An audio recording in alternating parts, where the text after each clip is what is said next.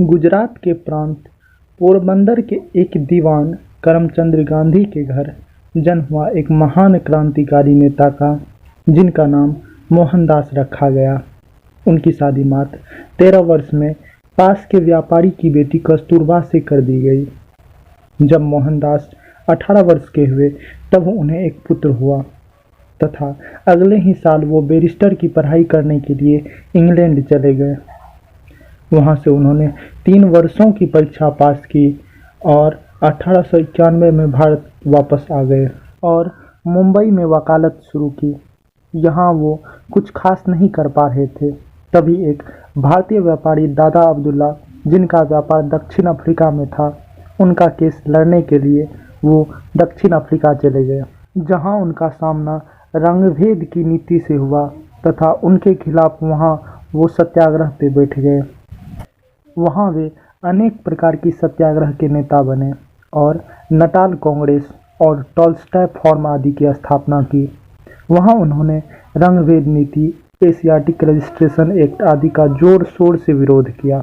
उसी समय किसी कारणवश गोपाल कृष्ण गोखले ने दक्षिण अफ्रीका की यात्रा की तथा मोहनदास से मिले।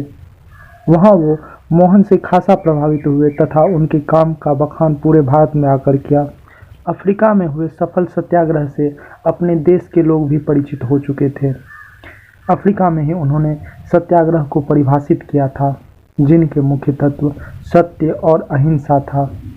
अब मोहनदास 9 जनवरी 1915 को भारत आ गए तथा गोपाल कृष्ण गोखले को अपना राजनीतिक गुरु बना लिया। हालांकि शुरुआती दिनों में वो अंग्रेजों के समर्थक थे, क्योंकि उन्हें लगता था कि इस महायुद्ध के बाद उन्हें स्वराज मिल जाएगा, जो मित्र राष्ट्र और ध्रुवी राष्ट्र के बीच चल रहा था। वो जब अफ्रीका में थे तब से ही भारत के लोग भी उनके फॉलोवर हो चुके थे, इसीलिए उन्हें किसी को परिचय देने की आवश्यकता न थी। 1916 में साबरमती आश्रम की स्थापना के पश्चात 1916 में चंपारण सत्याग्रह से खेरा और अहमदाबाद आंदोलन में उन्होंने सफलता पाई। इसी दौरान रॉलेट एक्ट, जो कि क्रांतिकारियों को आतंकवादी बताता था तथा बिना किसी सबूत के 2 साल तक किसी भी भारतीय को जेल में रख सकता था, उनके विरोध में उन्होंने असहयोग आंदोलन का प्रस्ताव पेश किया।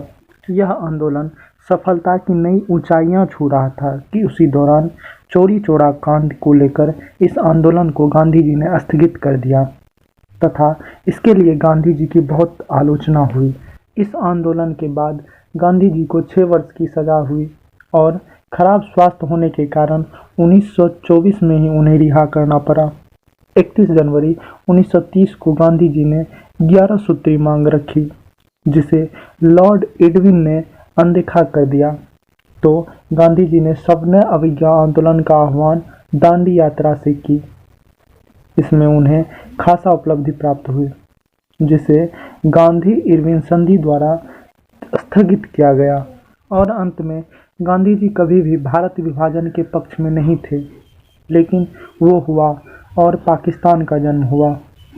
तब 30 जनवरी 1948 को नाथूराम गोडसे ने महात्मा गांधी की गोली मारकर हत्या कर दी, जिसका प्रमुख कारण भारत विभाजन के पश्चात मुस्लिमों का भारत में रुकना था, जिसका गांधी जी समर्थन कर रहे थे। अब कुछ गांधी जी के अपने शब्दों से मैं इस वीडियो को समाप्त करना चाहूँगा।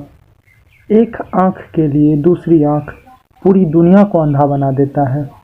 मरने के लिए मेरे पास बहुत से कारण हैं, किंतु किसी को मारने के लिए मेरे पास कोई कारण नहीं है। धन्यवाद।